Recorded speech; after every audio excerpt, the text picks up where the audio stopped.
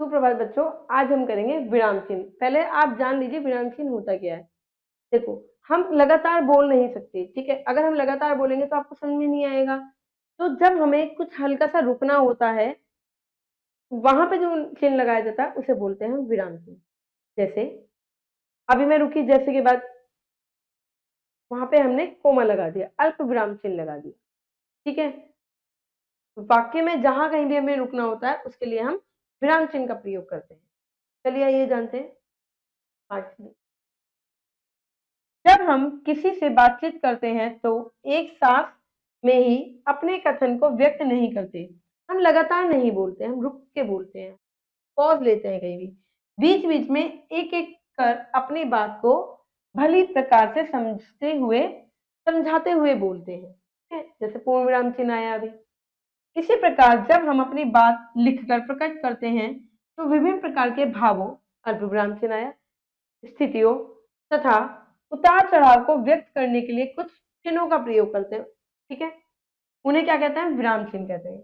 विराम चिन्हों के अभाव में कभी कभी वाक्य का सही अर्थ को ग्रहण करने में कठिनाई होती है। भाई अगर हम विराम चिन्ह नहीं लगाएंगे तो हमें पता ही नहीं चलेगा कि बोला क्या जा रहा है, ठीक है। उसे रोको मत, खेलने दो।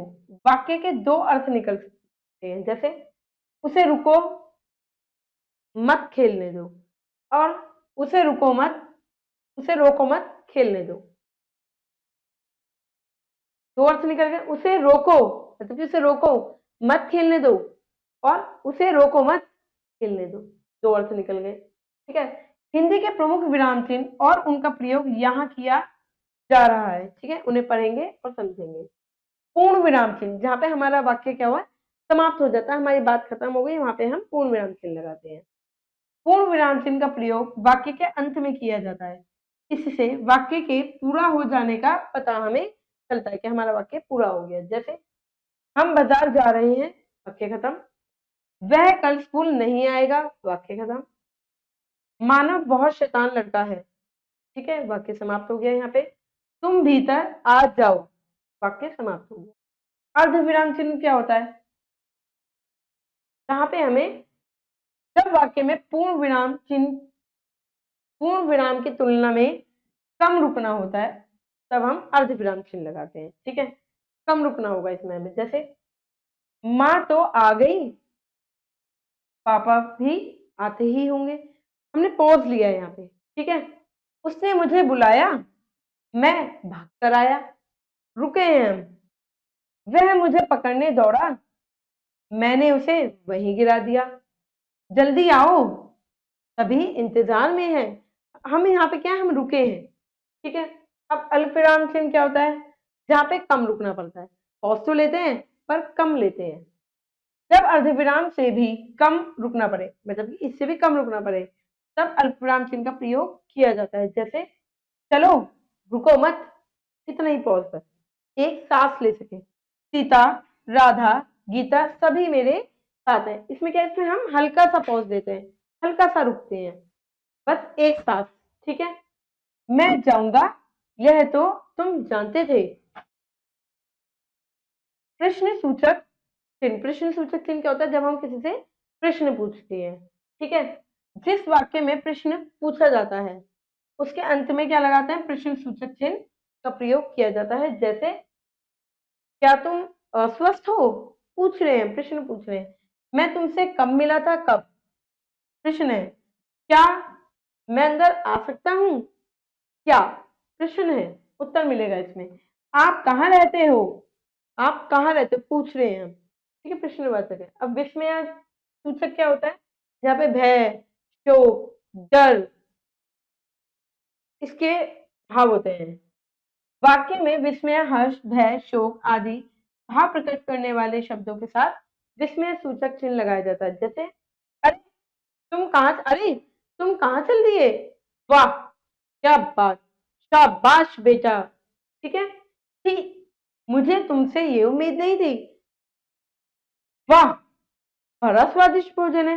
ये क्या है? विस्मयादिबोधक चिन्ह है। चुप, ज्यादा मत बोलो, ठीक है।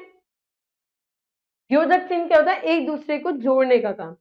जैसे दिन रात, ठीक है। दो समान शब्दों को जोड़ने अथवा किसी की तुलना करने के लिए योजक चिन्ह का प्रयोग। ठीक है, जैसे मैं दिन रात पढ़कर पास हुआ, दिन रात हो गया। तुम्हें माता पिता का सम्मान करना चाहिए, माता पिता हो गया। ठीक है, मेहनतों के लिए चाय पानी लाओ, सॉरी, मेहमानों के लिए चाय पानी लाओ, ये होता है योजक चिन्ह। सुख दुख तो जीवन में आते जाते रहेंगे, आते जाते में क्या है, योजक चिन्ह है। ठीक है, निर्देशक चिन्ह क्या होता है, निर्देश, जिसमें हमें निर्देश देना होता है। इस चिन्ह का प्रयोग अधिकतर निर्देश या उदाहरणों के लिए किया जाता है, निर्देश के लिए किया जाता है। जैसे उसने कहा तुम मेरे साथ चलो, ठीक है, निर्देश दे रहा है। तुम्हारी इच्छा पर, सिर्फ एक इच्छा पर वह अपनी जान छिड़कता है। ठीक है, उद्धरण चिन्ह क्या होता है, उद्धरण चिन्ह जब किसी अन्य की उक्ति को बिना किसी परिवर्तन के जो का त्यों लिखा जाता है। ठीक है, तब उद्धरण चिन्ह लगता है। जैसे सुभाष चंद्र बोस ने कहा था तुम मुझे खून दो मैं तुम्हें आजादी दूंगा, जो का त्यों इसमें लिख दिया, उन्होंने कहा था। ठीक है, माँ ने क्या कहा था, तुम आजकल अपना ध्यान नहीं रखते, उद्धरण चिन्ह लगता है। गांधी जी ने कहा था करो या मरो। पोस्टर चिन्ह क्या होता है, जब हम किसी की बात को ऐसे जोड़ते हैं। ठीक है, किसी शब्द का अर्थ बताने तथा किसी शब्द या बात को अलग बताने के लिए पोस्टर चिन्ह का प्रयोग होता है। जैसे किसी में हिंदी इंग्लिश में लिखा है, ठीक है, अंग्रेजी में लिखा है, तो उसे ब्रैकेट में हम हिंदी में भी लिखते हैं। ठीक है, जैसे राम, राम क्या दशरथ के पुत्र थे, हमने क्वेश्चन में जोड़ दिया। बहुत संयमी थे। राजा यानी कि क्रोध से भरकर अपराधी को दंडित किया जाए। ठीक है, संख्याओं के लिए 1 2 3 4 5 ये भी हम क्वेश्चन में ही करते हैं। ठीक है, पाठ का साफ करते हैं। वाक्यों में विराम को प्रकट करने के लिए विराम चिन्हों का प्रयोग किया जाता है। हिंदी में प्रमुख विराम चिन्ह है पूर्ण विराम चिन्ह, अल्प विराम चिन्ह, अर्ध विराम चिन्ह, प्रश्न सूचक, विस्मय सूचक, निर्देश, उद्धरण, कोष्ठक और योजक चिन्ह। ठीक है,